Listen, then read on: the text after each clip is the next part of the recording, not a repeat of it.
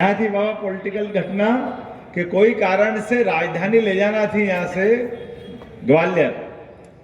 तो ग्वालियर राजधानी ले जाने में इच्छा तो नहीं थी, लेकिन महाराज जी चले गए, शांत हो गए। दौलत राव जी सिंधिया साहब के समय 1812 में राजधानी गई।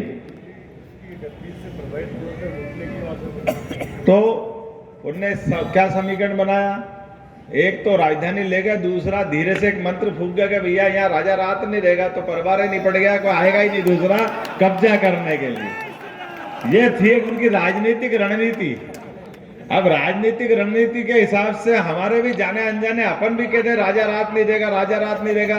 अरे राजा तो बाबा महाकाल है, हम तो सब बेटे हैं उनके, क्यों रात नहीं देंगे।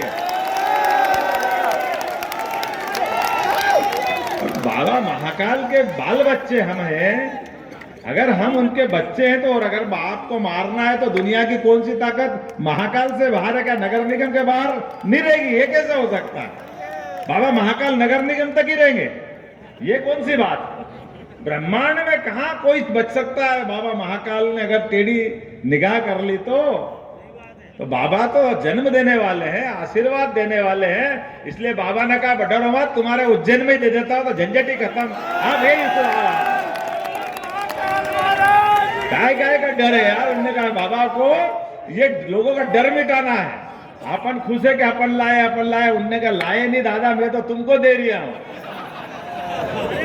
और ये बिल्कुल आनंद की बात है। देखो आप, बहुत अच्छी बात है। अभी बीच में से चिंतामन जी ने भी कही थी कि उधर मोदी जी ने कहा कि बनारस में संभालता हूं, मोहन जी तुम संभालो उज्जैन, चलने दो हमारा अपना बाबा महाकाल और विश्वनाथ भगवान की।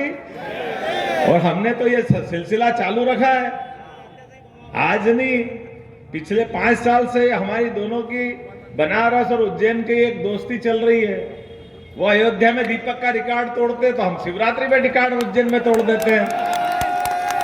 हमारा लाखों का रिकॉर्ड बनता रहता है, उस रिकॉर्ड को हर बार तोड़ते हैं, क्योंकि हमारा अपना ये जो आनंद है, इस आनंद को देवस्थान के आधार पर संस्कृति को समझाने का भी तरीका होना चाहिए। और ये बात सही है कि लोग अपने हिसाब से मुख्यमंत्री कहेंगे ले तो मैं तो मुख्य सेवक के रूप में ही काम करूंगा, मुझे ध्यान में आएगा कि मैं प्रदेश का मुख्य सेवक हूं।